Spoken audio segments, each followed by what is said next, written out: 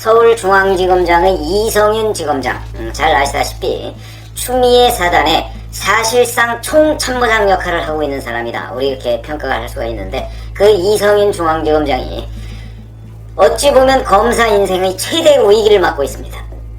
그것은 본인이 뭐 추미애 사단 뭐 그쪽에 아주 앞장섰다 뭐 이런 것도 하나는 원인이 되지만, 또 의외의 사건이 하나 불거졌기 때문입니다. 바로 이낙연 민주당 대표의 최측근이 수사 도중에 극단적 선택을 하는 일이 있었죠. 근데 이와 관련한 내용 뿐만 아니고, 그 다음에 최근에 윤석열 검찰총장 직무정지 사태와 관련한 일, 뭐 이런 것들이 설상가상 엎친 데 덮친 격으로 이성윤 서울중앙지검장을 몰아치고 있는데, 그 하나하나가 결코 간단하지 않다, 이런 말씀을 드려야 되겠습니다. 우선 오늘 대검찰청은 인권보호 수사규칙 위반 등 인권 침해 여부를 철저히 진상조사하여 보고할 것, 이렇게 해갖고 서울중앙지검 인권감독관한테 지시를 했습니다. 이게 무슨 얘기냐면, 바로 오늘 아침에 여러 보도가 있었죠. 이낙연 대표 최측근이 검찰 조사를 받던 도중에 그러니까 2일 오후 6시 30분 경제범죄형사부에서 조사를 받다가, 이게 이제 선관위의 그 고발 사건입니다. 이와 관련한 조사를 받다가 저녁 먹고 오겠다, 그리고 외출을 하고 난 뒤에 사라진 겁니다. 그래서 가족들이 사실은 어떻게 된 거냐 해서 실종 신고를 해서 찾기 시작했는데, 잘 못 찾고 있다가 다음날, 그러니까 어제죠. 어젯밤 9시 15분쯤에 중앙지방법원, 그 중앙지검에서요, 이렇게 문을 하나 나서고 한 30-40m 가면 중앙지법의 문이 있습니다. 그쪽으로 갔다가 그 경내에서 발견이 됐다, 이런 거거든요.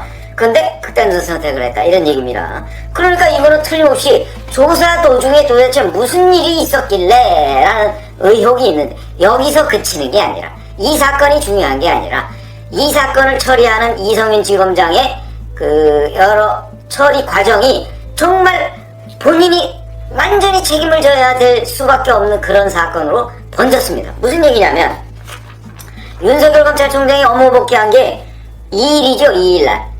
근데 그 2일날 잘 아시지만 4시 30분에 법원이, 그러니까 업무 복귀를 한 것이 그 1일인데 1일 말고 2일날 그때 전혀 보고가 이루어지지 않았습니다. 그러니까 무슨 얘기냐면, 2일날 오후 6시 30분에 나갔죠. 나가서 실종 신고가 됐는데 그때 전혀 보고가 이루어지지 않았고, 윤 총장이 한 거는 3일 어제 언론에 보도가 된 즈음에서 알았다, 이런 얘기입니다.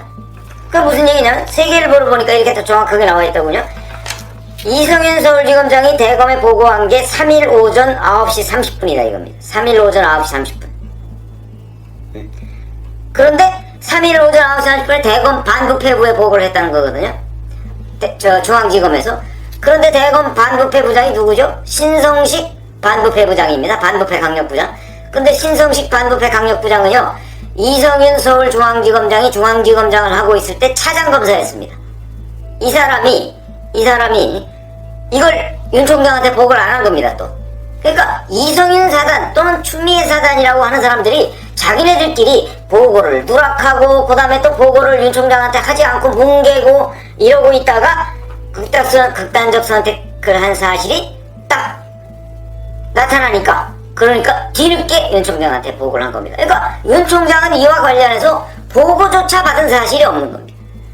이러니까 윤 총장의 책임은 뚜껑만큼도 없이 오로지 이 모든 사태의 책임을 이성윤 서울중앙지검장과 신성식 대검 반부패부장이 져야 되는 겁니다. 물론 보고했다고 해서 뭐 윤 총장한테 책임이 있다, 이렇게 얘기할 수는 없겠죠. 그러나 만약에 사전에 보고를 했다면, 이런 일이 벌어지기 전에 보고를 했다면 윤 총장이 그거 뭐 어찌 하라든가, 뭐 수색을 하라든가, 뭘 어떻게 하라든가, 물론 그 전에 사건이 벌어졌을 가능성은 있지만, 어쨌든 간에 그렇게 조치를 해서 일종의 보고받은 사람의 지휘 책임 뭐 이런 것도 뭐 전혀 없다고 얘기할 수는 없을 거 아니겠습니까? 그런데 이거는 전혀 없는 일이 돼버렸습니다, 결과적으로. 그러다 보니까 윤 총장이 인권감독관한테 이거 조사해라, 이렇게 얘기를 할 수밖에 없는 것이고, 그에 대한 모든 책임은 바로 이성윤 서울중앙지검장과 이걸 보고받고 윤 총장한테 보고 안 하고 뭉개 신성식 대검 반부패 강력부장한테 있다. 이렇게 말씀을 드릴 수밖에 없는 상황이 생겼다. 이런 것이죠. 근데 잘 아시다시피 더군다나 여기에서 또 별건 수사 의혹까지 생기고 있습니다. 무슨 얘기냐면 중앙선거관리위원회의 고발에 의해서 수사를 받고 있었다고 그랬죠. 이 고발은 뭐냐면 옵티머스 자산운용사로부터 거기에 어떤 계열사가 있는데 트러스트올이라는 데입니다. 이 트러스트올이 복합기를 이낙연 대표의 종로사무소에 전달을 했는데 그게 월 사용료가 11만원인가 얼마인데 그걸 다 합쳐서 한 76만원 정도 된다고 합니다. 이 76만원 상당의 복합기 사용한 것 이런 부분을 이제 트러스트홀에서 지원을 받았으니까 그 부분에 관해서 정치자금법 위반 이런 부분으로 고발을 한 겁니다. 근데 이 부분을 조사하고 있었는데 실질적으로 이게 두 번째 조사했다는 거거든요. 실질적으로 이 이낙연 대표의 최측근이 조사받은 거는 이것 플러스 거기다가 개인적인 금품 수수 이 부분도 조사를 받았다고 합니다. 그런데 개인적인 금품 수수 사건을 조사받은 바로 두 번째 출두 때 지금 이런 일이 벌어진 거거든요. 그러니까 이거는 혹시 이거 별건 수사 아니냐 이런 의혹을 사기에 또 충분한 이런 일이 벌어진 겁니다. 이것도 역시 그 수사팀하고 수사의 중간 지휘자 그 다음에 중앙지검장 이 사람이 책임을 져야 되는 일 아닌가요?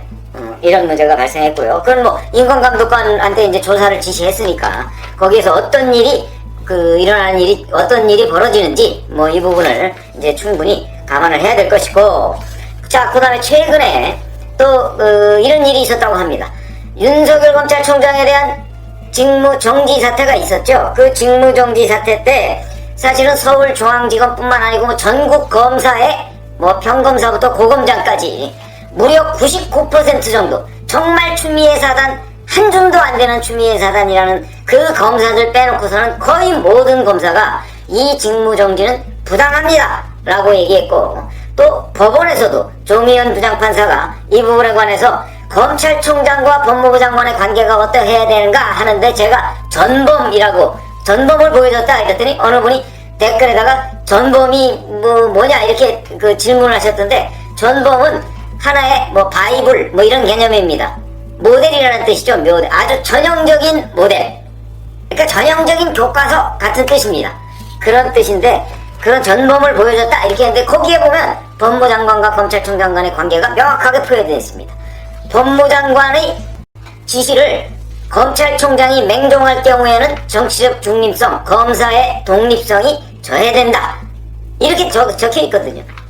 그래서 여하튼 그런 일이 벌어져서 대다수의 검사들이, 대다수라고 할 수 있죠. 99% 정도니까 대다수의 검사들이 이 직무정지가 부당하다. 우선 그 직무정지 사유로 제기한 6가지가 사실관계도 도대체 뒷받침이 안 되는 건데 이걸 이유로 총장을 직무정지할 수 있느냐. 심지어는 추미애 사단이라고 하는 조남관 대검 차장검사 지금 총장 직무대행을 하고 있었죠.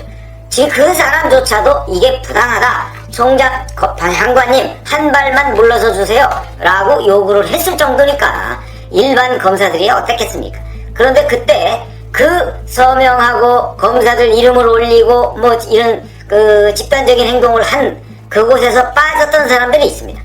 바로 중앙지검의 이성윤 사단의 최측근, 어찌 보면 사단장들입니다.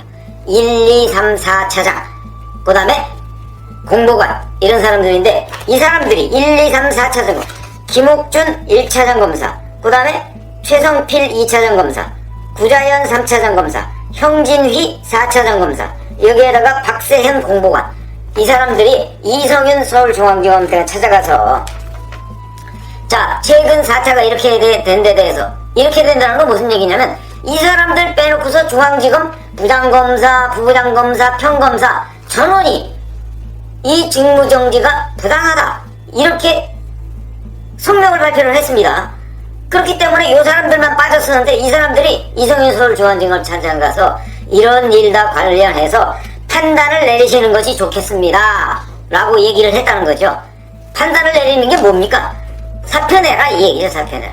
그렇게 압박을 넣었는데 거기에서 이성윤 지검장이 거절했다는 겁니다. 거절하니까 돌아가서 그 중에 김욱준 1차장 검사가 별도로 만나서 그러면 내가 사표를 내겠다 해서 사표를 던지고 이때 또 한 번 이성윤 서울중앙지검장한테 동반 사퇴를 하자 이렇게 얘기를 했는데 이성윤 지검장은 나는 할 일이 많다 이렇게 얘기를 했다는 거 아닙니까?